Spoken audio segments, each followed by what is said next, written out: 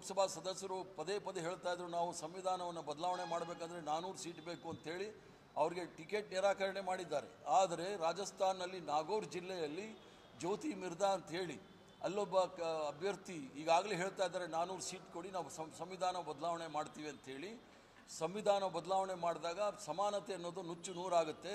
ಸಂವಿಧಾನ ಬದಲಾವಣೆ ಆದಾಗ ಸ್ವತಂತ್ರವಾಗಿರ್ತಕ್ಕಂಥವ್ರು ನಾವೆಲ್ಲರೂ ಸಹ ಗುಲಾಮರಾಗಿರಬೇಕಾಗುತ್ತೆ.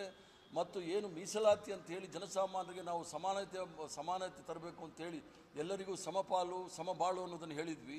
ಅದನ್ನು ಮುಗಿಸ್ಲಿಕ್ಕೆ ನಿರಂತರವಾಗಿ ಪ್ರಯತ್ನ ಮಾಡ್ತಕ್ಕಂಥ ಕೆಲಸ ಭಾರತೀಯ ಜನತಾ ಪಾರ್ಟಿಯವರು ಮಾಡಿದ್ದಾರೆ. ಆದ್ದರಿಂದ ಈ ಒಂದು ನ್ಯಾಯಕಾಲ ಬರಬೇಕಾದ್ರೆ ಸಂವಿಧಾನ ಉಳಿಬೇಕು, ಪ್ರಜಾಪ್ರಭುತ್ವ ಉಳಿಬೇಕು, ಜಾತ್ಯತೀತ ತತ್ವ ಉಳಿಬೇಕು. ಮತ್ತು ಪುನಃ 2029ರಲ್ಲಿ ಚುನಾವಣೆ ಮತ್ತೊಂದು ಬಾರಿ ಬರಬೇಕು ಅನ್ನೋದಿದ್ದರೆ ನಾವು ಈ ಬಾರಿ ಭಾರತೀಯ ಜನತಾ ಪಾರ್ಟಿನ ಸೋಲಿಸೋದು ಭಾಳ ಮುಖ್ಯವಾಗಿದೆ. ಆದ್ದರಿಂದ ಎಲ್ಲರೂ ಸಹ ಸೇರಿಸಿ ಪ್ರಜಾಪ್ರಭುತ್ವವನ್ನು, ಸಂವಿಧಾನವನ್ನು ಮತ್ತು ಜಾತ್ಯತೀತ ತತ್ವವನ್ನು ಏನು ನಮ್ಮ ಸ್ವತಂತ್ರ ಹೋರಾಟದ ನಮ್ಮ ಪೂರ್ವಜರು ಸ್ವತಂತ್ರ ಹೋರಾಟದ ಆಶಯಗಳನ್ನು ಅನುಷ್ಠಾನಕ್ಕೆ ತರಲಿಕ್ಕೆ ಪ್ರಯತ್ನ ಮಾಡಿದ್ರು, ಅದನ್ನು ಮುಂದುವರಿಸ್ಕೊಂಡು ಹೋಗಲಿಕ್ಕೆ ನಾನು ಕಳಕಳಿಯ ಪ್ರಾರ್ಥನೆ ಮಾಡ್ತೀನಿ. ಏನಾದರೂ ಪ್ರಶ್ನೆ ಇದ್ದರೆ ಕೇಳಿ ಉತ್ತರ ಕೊಡ್ತೇನೆ.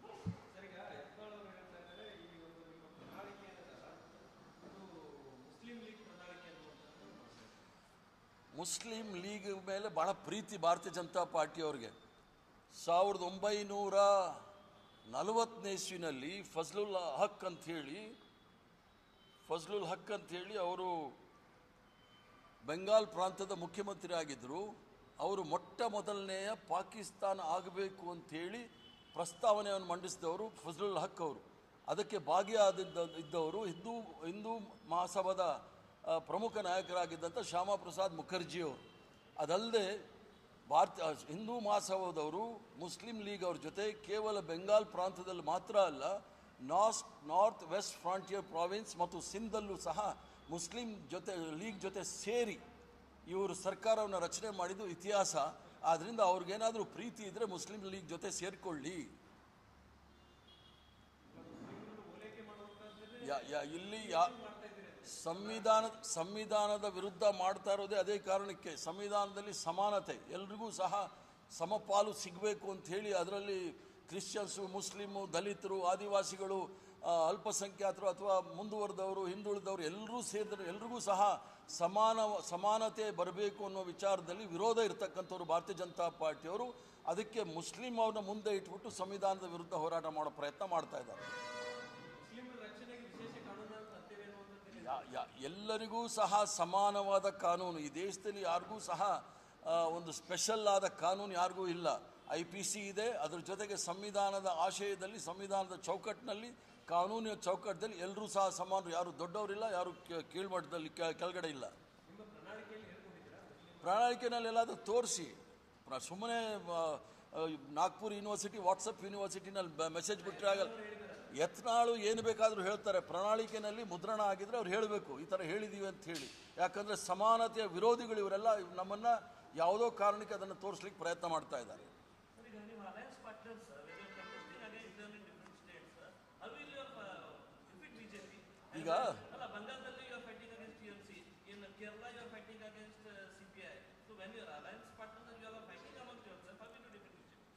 ಈಗ ಡೆಮಾಕ್ರಸಿನಲ್ಲಿ, ಪ್ರಜಾಪ್ರಭುತ್ವದಲ್ಲಿ ಮೇಜರ್ ಆ್ಯಂಡ್ ಮೈನರ್ ಪಾರ್ಟ್ನರ್ಸ್ ಅಂತ ಇರ್ತೀವಿ ನಾವು ಅಲಯನ್ಸ್ ಮಾಡಿಕೊಂಡಾಗ.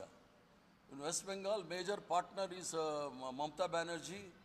ಇನ್ Kerala we are equal, so there is a fight.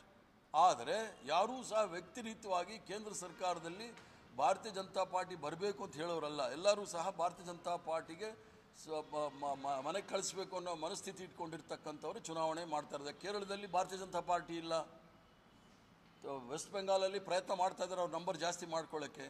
ಅವೆಲ್ಲಕ್ಕೂ ಸಹ ಅದಕ್ಕೆ ಅವರು ನಾಯಕರು ಸಹ ಹೇಳಿದ್ದಾರೆ ನಾವು ಇಂಡಿಯಾ ಅಲಯನ್ಸ್ ಜೊತೆ ಇದ್ದೀವಿ ಅಂತ ಹೇಳಿ. ಕಾಂಗ್ರೆಸ್ ಪಕ್ಷದವರು ಸಹ ನಾವು ಇಂಡಿಯಾ ಅಲಯನ್ಸ್ ಜೊತೆ ಇದ್ದೀವಿ ಅಂತ ಹೇಳಿ. ಚುನಾವಣೆ ಬಂದ ನಂತರ ಫಲಿತಾಂಶ ಬಂದಾಗ ಸ್ಪಷ್ಟ ಚಿತ್ರ ಗೊತ್ತಾಗುತ್ತೆ.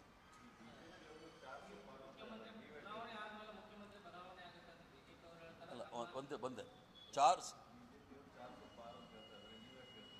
ಈಗ 400 ಪಾರೋ 420 ಅದಕ್ಕೆ ಗೊತ್ತಿಲ್ಲ.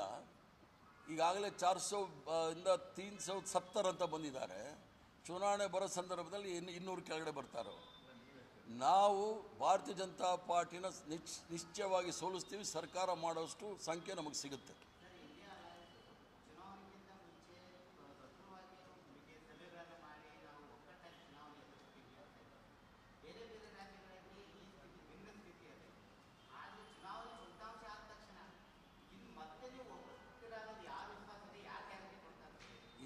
ಅದಕ್ಕೆ ಸಂಪೂರ್ಣವಾದ ಗ್ಯಾರಂಟಿ ನಮ್ಮಲ್ಲಿದೆ. ಚುನಾವಣೆ ಆದ ನಂತರ ದೇಶದಲ್ಲಿ ಆಗಿರ್ತಕ್ಕಂಥ ಅನಾಹುತಗಳನ್ನು ಸರಿ ಮಾಡಬೇಕಾದ್ರೆ ಎಲ್ಲರೂ ಸಹ ಒಟ್ಟಿಗೆ ಬರಬೇಕು. ಈ ಇಂಡಿಯಾ ಅಲಯನ್ಸು ಛಿದ್ರ ಆಗಬೇಕಂದ್ರೆ ಮೂಲ ಕಾರಣ ಭಾರತೀಯ ಜನತಾ ಪಾರ್ಟಿಯ ಮಂಚೂಣಿ ಘಟಕಗಳಾಗಿರ್ತಕ್ಕಂಥ ED, CBI, IT ಅದನ್ನು ಉಪಯೋಗಿಸಿ ಭಯ ಬೀಳಿಸಿ ಆದಷ್ಟು ಜನಗಳಿಗೆ ಇಂಡಿಯಾ ಅಲಯನ್ಸಿಂದ ಹೊರಗಡೆ ಬರೋಕ್ಕೆ ಪ್ರಯತ್ನ ಮಾಡಿದ್ದಾರೆ. ಇನ್ನು ಮುಂದೆ ಅದು ನಡೆಯೋದಿಲ್ಲ. ಅದಲ್ಲದೆ ಜನಸಾಮಾನ್ಯರಿಗಂತೂ ಭಾಳ ಸ್ಪಷ್ಟವಾಗಿ ಗೊತ್ತಾಗಿದೆ. ಎಲೆಕ್ಟ್ರಲ್ ಬಾಂಡ್ಸ್ ಬಂದ ನಂತರ 7,000 ಕೋಟಿ ರೂಪಾಯಿಯ ಭ್ರಷ್ಟಾಚಾರ ನಡೆದಿರ್ತಕ್ಕಂಥದ್ದು ನಾವು ಹೇಳಿರ್ತಕ್ಕಂಥದ್ದಲ್ಲ. ಸುಪ್ರೀಂ ಕೋರ್ಟ್ ಭಾಳ ಸ್ಪಷ್ಟವಾಗಿ ಹೇಳಿದೆ. SBI ಅದರ ದಾಖಲೆಗಳನ್ನು ಕೊಟ್ಟಿದೆ. ಭ್ರಷ್ಟಾಚಾರದಲ್ಲಿ ಸಂಪೂರ್ಣವಾಗಿ ಮುಳುಗಿರ್ತಕ್ಕಂಥವ್ರಿಗೆ ಬುದ್ಧಿ ಕಲಿಸ್ಬೇಕು ಅಂತೇಳಿ ಎಲ್ಲರೂ ಸಹ ಒಟ್ಟಿಗೆ ಬರ್ತೀವಿ. BJPಯವರು ಯಾವಾಗಲೂ ಸಹ ತಿರುಕನ ಕನಸು ಕಾಣ್ತಾ ಇರ್ತಾರೆ. ಒಂದು ಕಡೆ ಸಂವಿಧಾನ ಬದಲಾವಣೆ ಮಾಡ್ತೀವಿ ಅಂತಾರೆ, ಮತ್ತೊಂದು ಕಡೆ ಸರ್ಕಾರಗಳು ಮಾಡ್ತಾರೆ. ಯಾಕಂದರೆ ED, CBI, IT ಇಟ್ಕೊಂಡು ಭಯ ಬೀಳಿಸ್ಲಿಕ್ಕೆ ಪ್ರಯತ್ನ ಮಾಡ್ತಾರೆ. ಅದೆಲ್ಲ ನಡೀದೇ ಇರೋ ಕೆಲಸ. ಏನಂದ್ರಿ? ಈಗ ನಾವು ಪ್ರಮುಖವಾದ ವಿಚಾರ ನರೇಂದ್ರ ಮೋದಿ ಅವ್ರನ್ನ ಪ್ರಧಾನಮಂತ್ರಿ ಸ್ಥಾನದಿಂದ ಇಳಿಸಬೇಕು. ಅದಾದಮೇಲೆ ನೋಡೋಣ ಯಾರು ಏನಾಗ್ತಾರೆ ಅಂತೇಳಿ. ನಂದು ಇದು ರಾಜ್ಯದ ರಾಜಕೀಯದ ಬಗ್ಗೆ ಈ ಚುನಾವಣೆ ಅಲ್ಲ.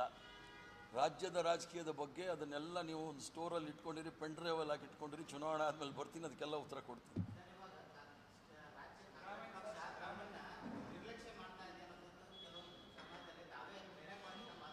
ಏನಂದ್ರಿ?